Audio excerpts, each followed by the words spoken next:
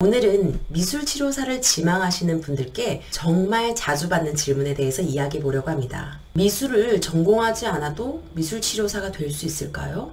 미술치료사가 되려면 반드시 미술을 전공해야 되는 걸까요? 그럴 수밖에 없는 게 미술치료사라는 이름 안에는 미술이라는 단어가 들어가 있으니까요. 그래서 왠지 당연히 미술을 전공해야만 이 길을 갈 수 있을 것 같고, 전공을 하지 않았다면 어딘가 부족하거나 또는 미술을 전공한 사람들에 비해서 뒤처지지 않을까 하는 생각이 들 수도 있습니다.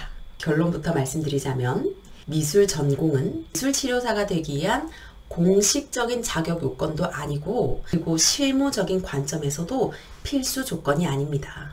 먼저 공식적인 요건을 보면 국내의 주요 미술치료대학원이나 학회의 자격 기준은요, 다양한 전공자들에게 열려 있어요. 미술 전공이 반드시 요구되진 않습니다. 그리고 실무적인 관점에서도요, 전공 여부보다 실제 현장에서 중요한 건 따로 있습니다.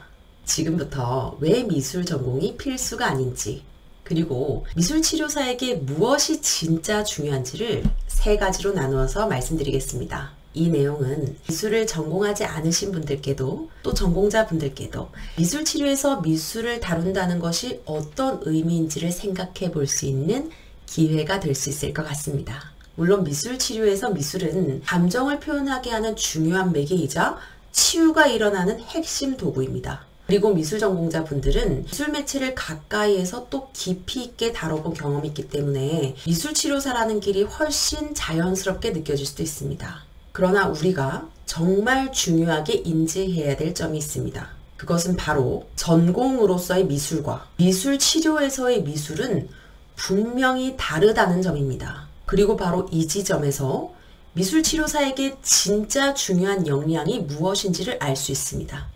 이제 그 차이를 하나하나 살펴보겠습니다.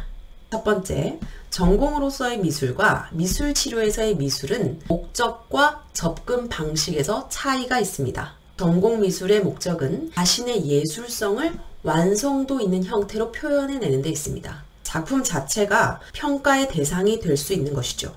하지만 미술 치료에서의 미술은 감정과 무의식을 드러내고 또 그것을 마주하면서 치유와 성장을 돕는 데 초점이 가 있습니다. 치료 현장에서 나온 작품은 각자의 고유한 마음의 반영이기 때문에 평가의 대상이 될 수가 없습니다. 그리고 무엇을 어떻게 잘 그렸는가가 중요한 것이 아니라 그리는 과정에서 무엇을 느끼고 표현했는지, 이게 훨씬 중요한 부분입니다. 그래서 미술치료사는 그림을 잘 그리는 사람이 아니라 그림을 통해서 내담자의 마음을 공감하고 또 그 마음 곁에 머물러 줄 수 있는 사람이어야 하는 것입니다. 두 번째는 미술 재료 사용의 차이가 있습니다. 전공 미술에서는 각 분야에 맞는 전문적인 재료를 기술적으로 잘 다루는 능력이 중요합니다. 유화, 판화, 조각 등 장르에 따라서 사용하는 도구와 재료, 그리고 기법이 다 다르니까요. 하지만 미술치료에서는 색연필, 크레파스, 점토, 물감처럼 누구나 쉽게 손댈 수 있고 또 익숙하고 부담 없는 재료들이 훨씬 많이 쓰입니다.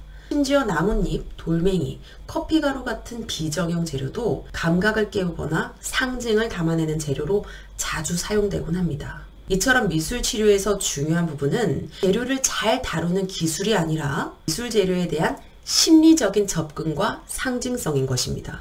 따라서 미술 치료사에게 필요한 역량은 전문 미술 재료와 도구를 깊게 기술적으로 다루는 능력보다는 다양한 미술 재료를 탐구하고 또 이걸 자기 작업을 통해서 스스로에게 적용하면서 미술 매체가 가진 심리적인 의미를 이해하는 것입니다. 또한 내담자의 상태와 심리적 이슈에 맞는 미술 재료를 파악해서 이것을 제공할 수 있는 감각과 능력인 것입니다. 마지막 세 번째는 미술치료 전공자와 미술치료사에게 요구되는 전문성의 기준이 다르다는 점입니다. 순수 미술에서는 예술적인 재능과 표현력이 능력을 판단하는 핵심 기준이 됩니다. 반면 미술치료에서는 심리학, 상담이론, 발달에 대한 이해, 그리고 임상 경험을 바탕으로 한 복합적이고 통합적인 전문성이 요구됩니다. 참고로 저도 순수 미술 전공자는 아닙니다. 저는 산업 디자인을 전공했고 대부분 컴퓨터 프로그램을 활용하는 수업이었기 때문에 대학교 4년 동안 손으로 그림을 그리거나 미술을 하는 훈련을 받아본 기억이 없습니다. 하지만 이후 대학원에서 표현예술치료를 전공했고 16년 넘게 다양한 내담자들을 그림과 이야기로 만나면서 또 미술을 통해서 저 자신의 마음을 마주하고 스스로를 치유해오면서 지금은 미술을 그 누구보다 심리치료적으로 잘 다룰 수 있다고 자신있게 말씀드릴 수 있습니다. 그리고 여기서 꼭 드리고 싶은 말이 있습니다. 미술을 전공했다는 건 그 자체로 정말 귀한 자산입니다. 오랜 시간 동안 미술에 몰입해온 경험은 분명 미술치료에서 강점이 될 수 있습니다. 하지만 전공을 하지 않으셨더라도 미술을 통해서 스스로를 표현하고 성찰하고 위로받은 경험이 있으신 분이라면 저는 이런 분들 또한 충분히 미술치료사로서 성장하실 수 있다고 생각합니다.